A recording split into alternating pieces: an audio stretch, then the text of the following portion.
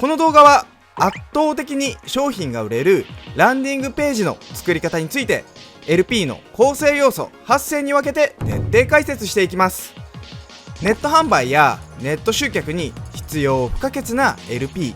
でも実際に売れる LP ってどうやって作るのといった悩みを今回は LP の構成要素8つに分けて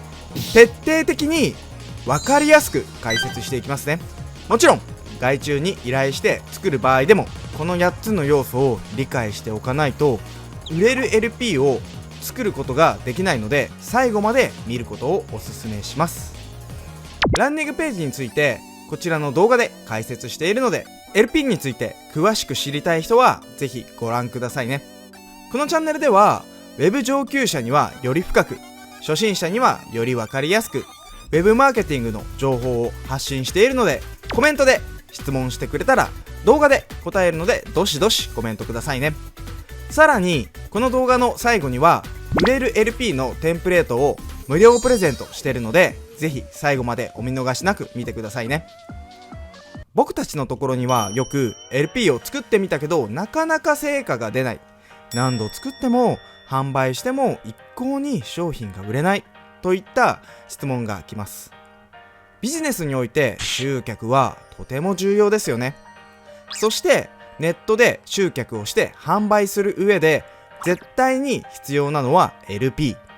その LP が効果が出ないのであればもうネットでビジネスしてもお金にならないからやめようかなって思ってしまっても仕方がありません。 LP が重要なのは分かってるけど文章力はないしデザイン力もないし何をしたらいいかわからないと思います。ただ LP を分解して LP を構成する8つの要素を組み合わせてランディングページを作れば決して難しいことではありません。例えば今から1分自由に自己紹介してくださいって言われても僕の名前はズヤと言ってで何を喋ったらいいかわからなくなりますよね。でも名前、年齢、出身地、仕事、趣味、最近あった出来事、学生時代の思い出エトセトラなどのように自己紹介の構成要素が明確にされてたら1分くらいなら話せそうじゃないですか。今回はこんな感じで LP の売れる集客するために必要な要素だけを集めてその使い方を徹底解説します。もしこの要素を知らずに LP を作っているのであればせっかく良い商品を持っていてもおしゃれでかっこいいデザインでも文章がうまく書けたとしても一切売れることはないでしょう。 LP を作るのはそれなりに時間やコストがかかってしまうものですので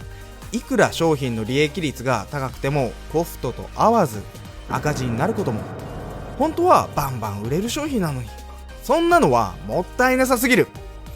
実際僕たちのチームでアドバイスした人も今日紹介する方法を実践したところメルマガの登録率が 4.2 倍にもなって集客率が上がったといった嬉しい報告がどしどし来ています。なのでぜひ今日紹介する圧倒的に売れる LP の作り方をぜひマスターして最強のネットセールスマシンを量産していきましょう。あと今回紹介する方法以外にもこのチャンネルではネットに関するあらゆる情報を発信しています。 SEO、SNS、動画マーケティング、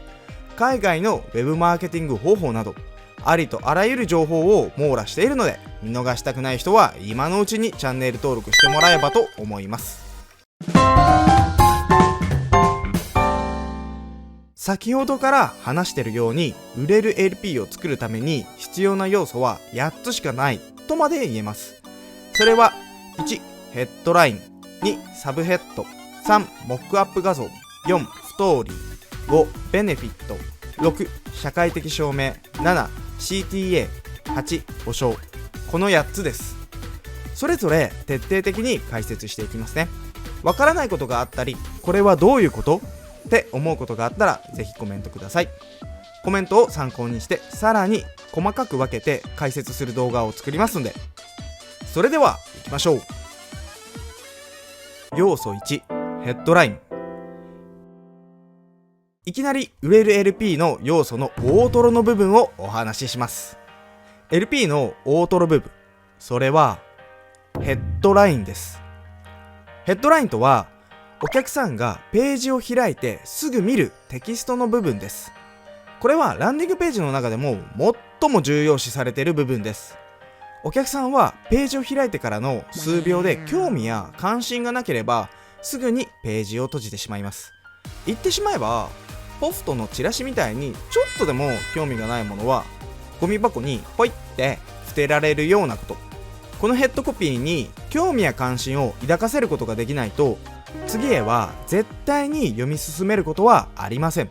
そのためヘッドラインとそのすぐ下のサブヘッドはお客さんが読み切る原動力を与えないといけないんです。実際にこのように私たちのクライアントさんの2つのヘッドコピーリストの制約率を見てください。登録率 2.19% と 9.31% と実に4倍くらい制約率が違うんです。正直言ってる内容はほぼ変わりません。唯一の違いはヘッドコピーだけですが、この部分のヘッドコピーが違うだけで成果が全然違うんですね。なので LP の中でヘッドコピーをまず最初に AB テストする項目とも言えますね。ヘッドコピーのポイントはターゲットお客さんが得られるものを明確に伝えることです。さっきの例で言うと右のヘッドコピーの方が明確に得られるものを伝えています。要素2、サブヘッド。お次はヘッドラインの下にあるサブヘッドについて。サブヘッドはオファーお客さんに提供するものの内容や価値、理由などを伝えています。ヘッドラインでお客さんの目線をがっちりキャッチ&サブヘッドで興味や関心をそそらせるというコンボを決めるのが基本です。この画像を見てください。これはヘッドラインで得られるものを簡潔に明確に伝えていますが、具体的には伝えてません。なのでサブヘッドで詳細を伝えているんです。ヘッドライン明確性、サブヘッド具体性を意識して作ってみるとうまくいきます。要素3、モックアップ画像。 LP でユーザーに何を得ることができるのかを簡単に伝えることはとても重要ですよね。だってここに登録したら〇〇が手に入るって思わなければ絶対に誰も登録しません。すごい集客方法みたいな曖昧ではなく、広告文をたった1行変えるだけで2倍の顧客を獲得した方法みたいに分かりやすくないと登録しようかなとも思わずページを閉じるでしょう。ではどうやってユーザーに何を得られるのかを示すことができる方法は何だと思いますか？それはイメージで伝えることです。画像はテキスト、つまり文字の7倍の情報伝達力と言われています。それを使わない手はありませんよね。そこで使うのがモックアップ画像です。このような画像のことですね。それに電子書籍やメール講座など LP でよく使われるプレゼントや商品はなかなかユーザーの頭に思い浮かばせるのは難しいです。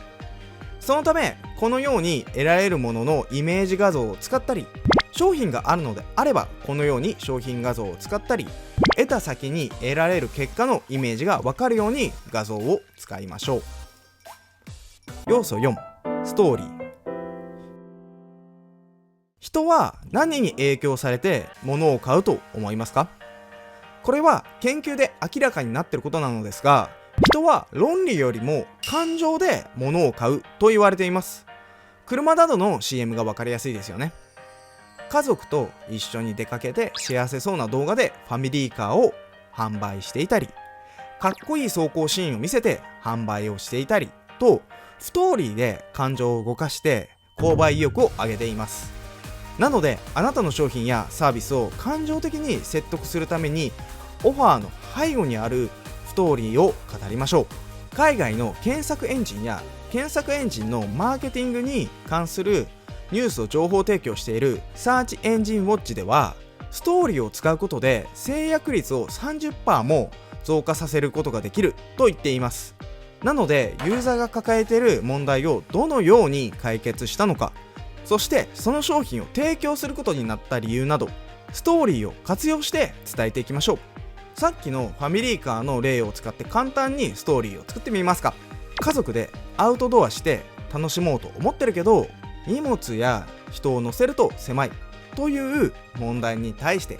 車の中の空間を広くしてたくさん荷物が乗り人も快適になる設計といった解決方法を提案。そしてこの車を作ったきっかけは、制作者自身が家族と出かけた時に子供に狭い、外出するの嫌って言われてしまったというエピソードを付け加える。ほら、なんとなく商品が欲しくなるようなストーリーができましたね。要素5、ベネフィット。ベネフィットとは商品から得られる効果や利益のことです。ちょっと分かりにくいですよね。例えば先ほどのファミリーカーで言えば、